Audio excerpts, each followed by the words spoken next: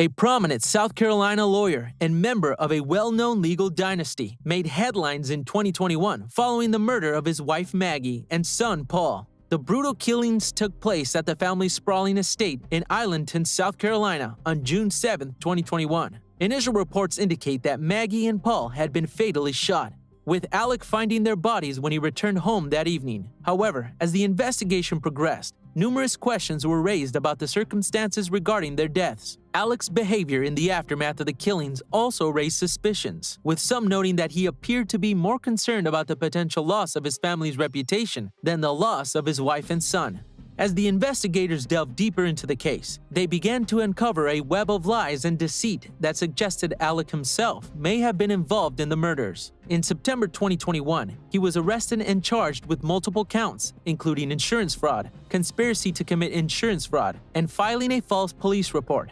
These charges were based on allegations that Alec had orchestrated his own shooting in an attempt to collect a $10 million life insurance policy, which he had taken out on himself just days before the incident. Further investigations revealed that Alec had a long history of fraud and deceit, including allegations that he had embezzled millions of dollars from his law firm and other clients.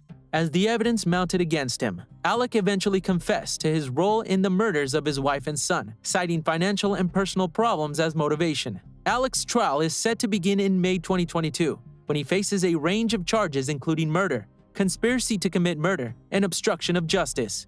The case has shocked the South Carolina legal community and drawn national attention, with many questioning how such a prominent and well-respected lawyer could have committed such heinous acts. This is how it started. On June 7, 2021, Alec Murdaugh called 911 to report that he had found the bodies of his wife, Maggie, and his son Paul at their family estate in Colleton County.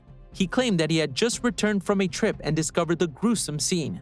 However, in the subsequent investigation, police began to have doubts about Alec's story and his involvement in the murders. During the initial interrogation with police inside a police cruiser at the crime scene, Alec described the discovery of the bodies and his initial actions. The video footage of the interrogation, released to the public in August 2021, revealed a tense and emotional exchange between Alec and the police officers.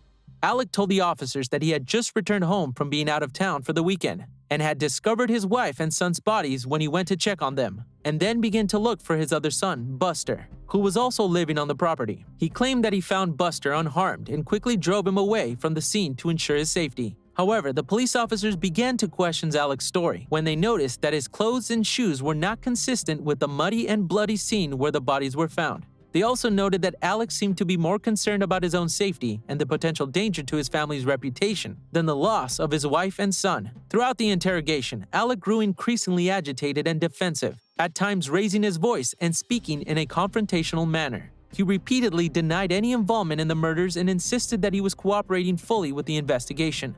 However, the police officers continued to press him for more information and to challenge his version of events. The first interrogation with police inside of a police cruiser at the scene provided a glimpse into the complex and evolving investigation into the murders of Maggie and Paul Murdock.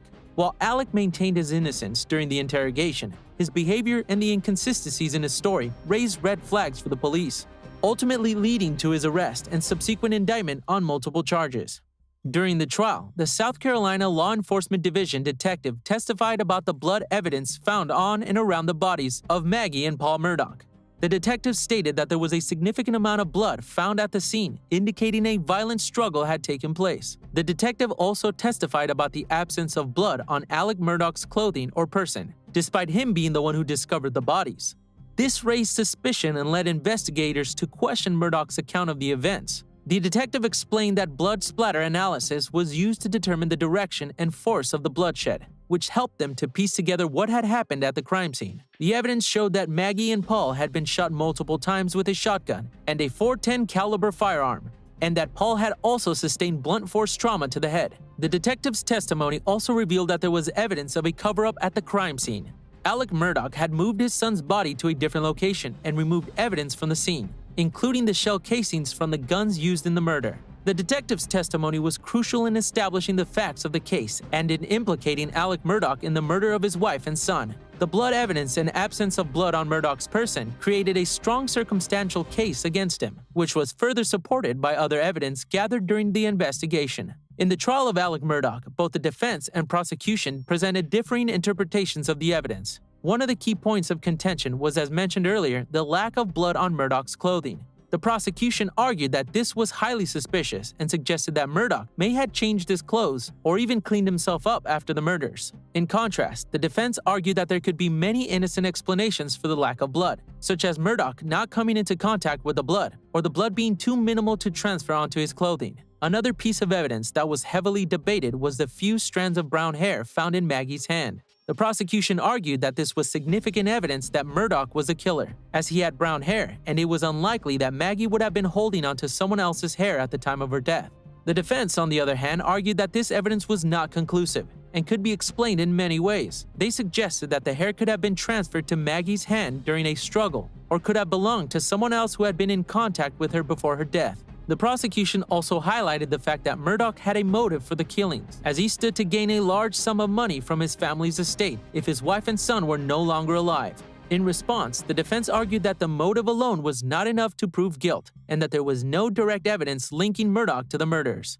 The Alec Murdaugh case has captured the attention of the public due to a variety of factors. One of the main reasons is the fall from grace of a prominent legal figure.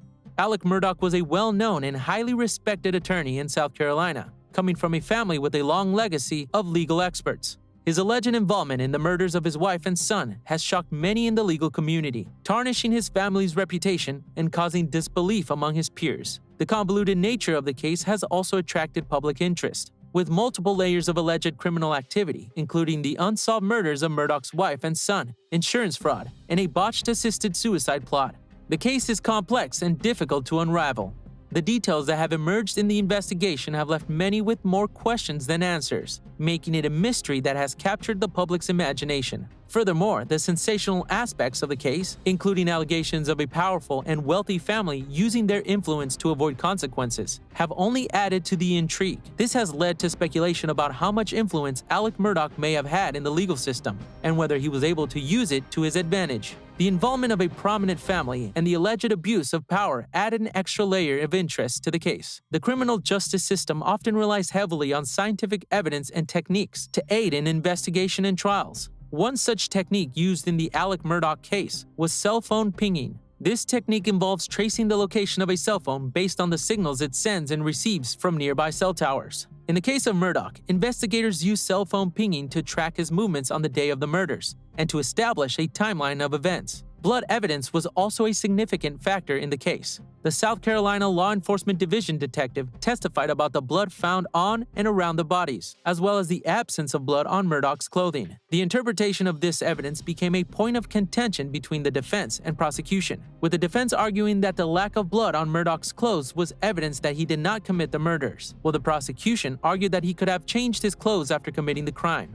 Interpreting clues and evidence is also a crucial component of investigations and trials. In the case of Murdock, the discovery of a few strands of brown hair in Maggie's hand became a point of interest. The defense argued that this was a potentially significant evidence pointing to the involvement of an unknown third party in the murders, while the prosecution countered that the hair could have come from a number of innocent sources. The Alec Murdaugh case highlights the complex and sometimes murky nature of the criminal justice system. While science and techniques such as cell phone pinging and blood evidence can provide important clues, their interpretation is often subjective and open to debate. In high-profile cases such as this one, public scrutiny can add additional pressure on investigators and the legal system, further complicating the process of achieving justice. The interrogation of Alec Murdaugh was one of the craziest moments in recent legal history. The shocking revelations and twists that emerged during the questioning left many wondering what other secrets are still waiting to be uncovered. While we may never fully understand the motivations behind Murdock's actions, one thing is clear: this case will continue to captivate the public's attention for some time to come. As always, we will keep you updated on any new developments on this ongoing saga. See you in the next video.